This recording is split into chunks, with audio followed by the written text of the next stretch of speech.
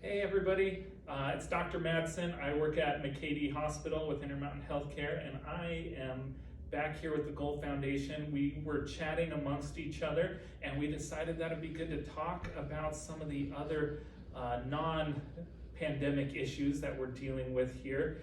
As we go into winter, it's not uncommon for people to start feeling boxed in, maybe a little anxious, a little depressed. And so we thought we would talk about some of the things you can do to help yourselves out if you're starting to feel that way.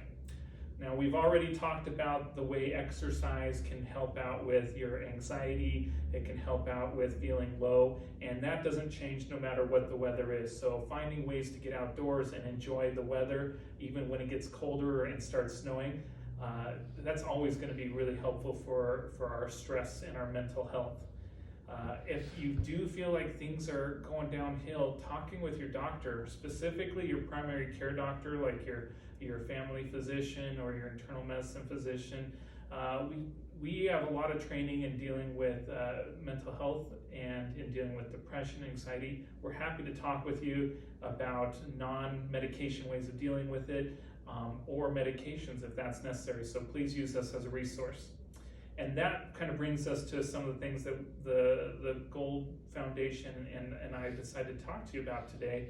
We're going to start presenting a few different skills that you can learn to use in your own life that don't require medicine, don't require any expenses, but there's something you can practice to help get control over anxious feelings or depressed feelings. And the first one, being kind of timely as it is right now, is to create what we call a gratitude journal.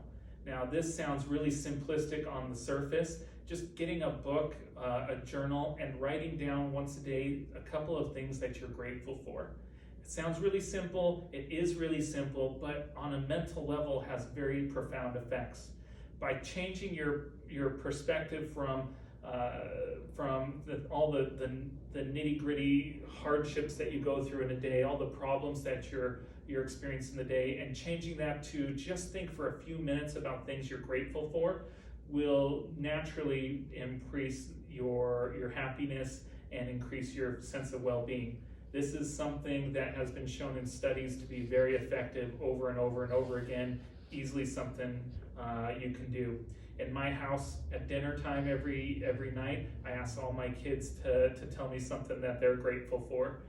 My daughter is always grateful for kittens, apparently, but it's good to start to think about different things every day that you're grateful for that make your life good. On top of that, another tool that you can use is one which we call reference points. It's important to note that when we're dealing with the hardships that we face in life, we're always coming at it from our own perspective. We're looking at the world through our own pair of eyes and through our own experiences in this world. And while we'd like to think and always trust that the way we're seeing the world is correct, in fact, many times we do get it wrong. The way we're seeing the world is not the way it is, but we can get so enamored and it's so stuck in our own perspectives that it can lead to recurring episodes of frustration, anxiety, and depression.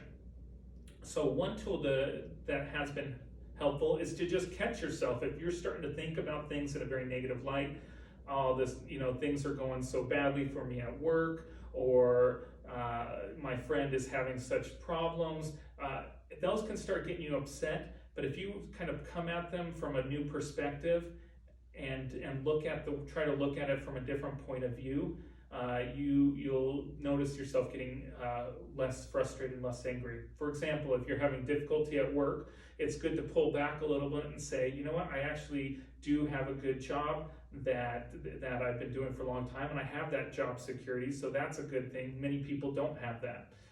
So that's changing your reference point to something more positive.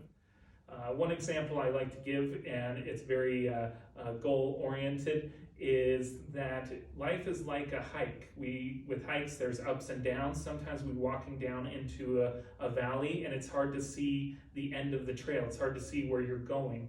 But those who are hiking up higher on the hill can see where you're at and can see where you're going.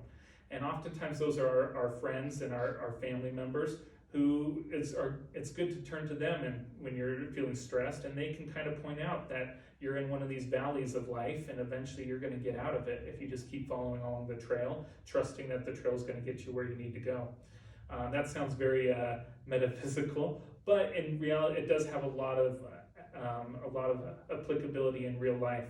So if you're kind of in one of those valleys of life, stick with it, keep physically active, find ways to get gratitude, and eventually you're going to get out of it and end up on the mountaintops again. And we hope to hear from your experiences going through this, and we hope to bring you some more ideas like this in the future. So thanks for meeting with us again and listening to this, and get out there and enjoy life.